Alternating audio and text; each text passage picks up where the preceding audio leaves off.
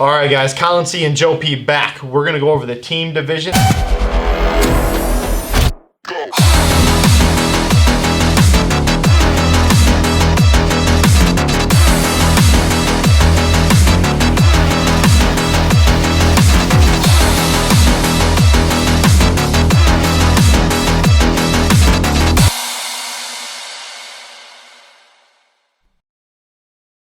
This one's going to be a little bit different than the other two. I'll be honest. We did so much research. We've been in the team game now. Me, 12 years.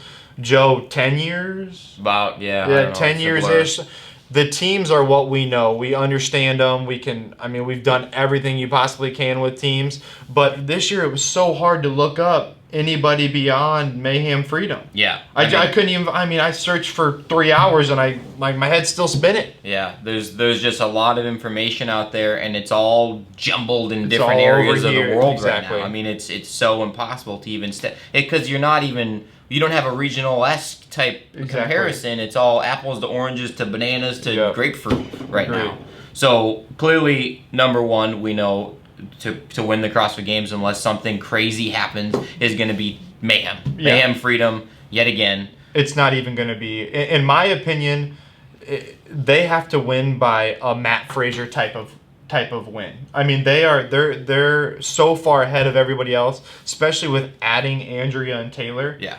I mean, those two chicks are unbelievable, and they work very well together. So I think that, there's no one that's even going to touch them, barring some kind of injury or some kind of fluke something. Yeah. And obviously Froning probably being the fittest team athlete of all time, let's be honest, the second fittest individual of all time. Yeah, behind Frazier for sure. Yeah, the addition of the girls this year, with Andrea and Taylor, I mean, that just leveled up maybe some weaknesses that they kind of had. I mean, they are extremely powerful and explosive and good swimmers and runners and things like that. So I just don't know if there's any team that can even really kind of come. Well, and Chase Hill, who owns a gym in Knoxville, I mean, he's a great role player. I think he's super nice, and I know a couple people that actually go to his gym and they really like him. They really enjoy him, and I think that he fits that team well too.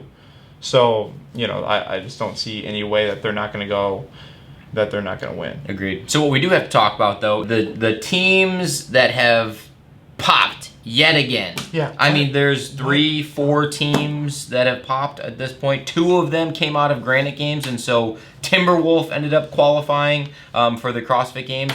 We need to have a serious discussion about anyone potentially going to the CrossFit Games. Hey, remember, we ain't doctors. No. Well, he's kind of a doctor, but I'm definitely not. I am a doctor of physical therapy. I know nothing about medication. It is not in my scope of practice. But at the same time, do your freaking research, people. You're a Google search away. If you are one Google search away to find out the steroids and the SARMs and the drugs and the PEDs that you're taking, what is the half-life of this drug? Figure it out. Like, when you're going to get tested. You ain't even Lance Armstrong. You're sanctional. No one's knocking on your fucking door. Oh, the only people that get their door knocked on are like the top of the top individuals. The teams are like, we don't give a fuck. We don't care. Here, pee in this cup. Yep. Put their name on it. Throw it in the trash. You pop.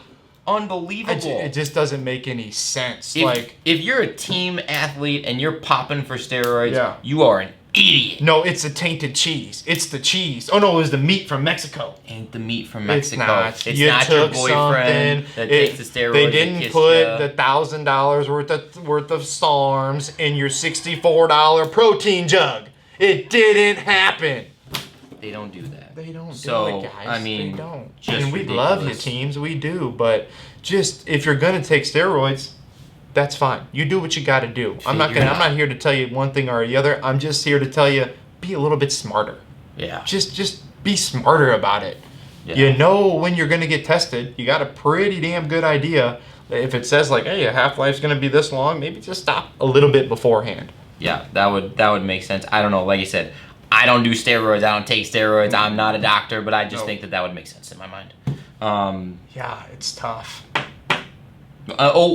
Also notable, Invictus yet again has popped as one of the teams taking steroids. They popped too? Yes, Invictus. I mean, we know that this just happens every year. One Invictus athlete or an Invictus team is probably going to take steroids and get in trouble for it. Like, what? yet again. Yeah, I mean, I didn't even know who popped. I just saw that a bunch of them popped, but it doesn't surprise me. That would be my first guess of something happening. It's a good guess, yeah. So probably gonna piss some people off because we're saying this, but yeah. But facts are facts. I mean, what do you want me? I mean, what are you gonna say? Yeah, has any of these ever been reversed? Like anyone like, oh yeah, now that you tested your steroids from the protein jug that you had 6 months ago, yeah, I think we'll reverse this. Now that I went back and got the same cheese, and it's not moldy, and the meat, I got that. That's good. No, it doesn't work like that.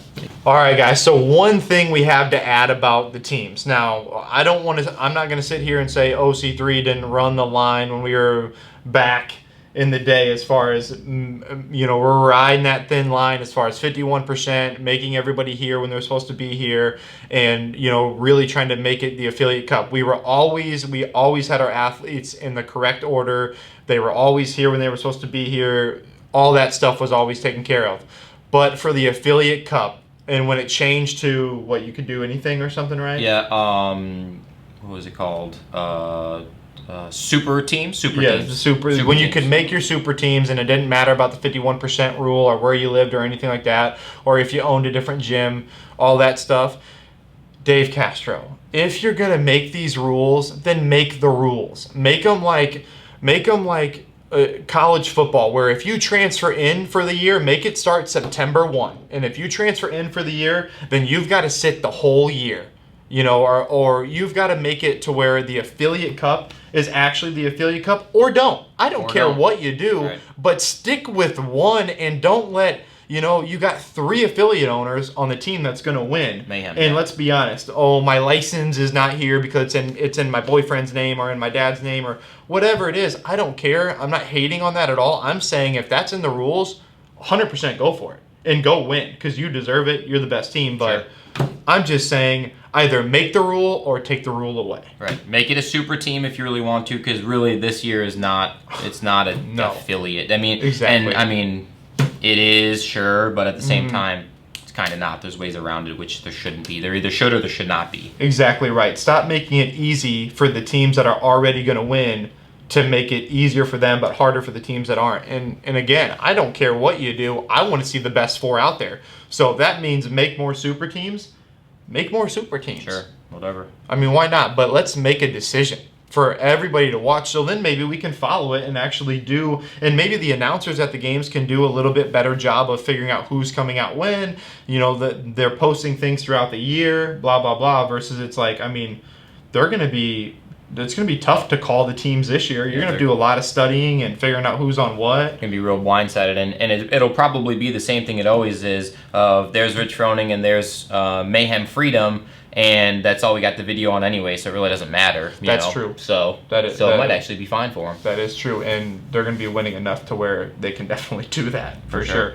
But I do hope that it does change. It'll better the sport. It'll get people more involved in the teams, and we want to see it grow. That's just the bottom line. I love seeing it come back to where we're at right now, and how some things have been handled. I just can't get on the team board right now. It really kind of sucks. It's a cluster for sure. It is. Alright guys, if you like this video, or if you agree with us, or if you disagree with us, fantastic. We want to know who you think, because honestly, we're curious as well. Who you think is going to win the CrossFit Games this year, who's going to be the top 3 stand on the podium, because we need some help. We need your help, honestly. So check out other videos about our individuals. We got the men's side, we got the women's side. Check out our sneak peeks for those guys. Otherwise, like, subscribe, check out our other videos. Do the thing. Boom.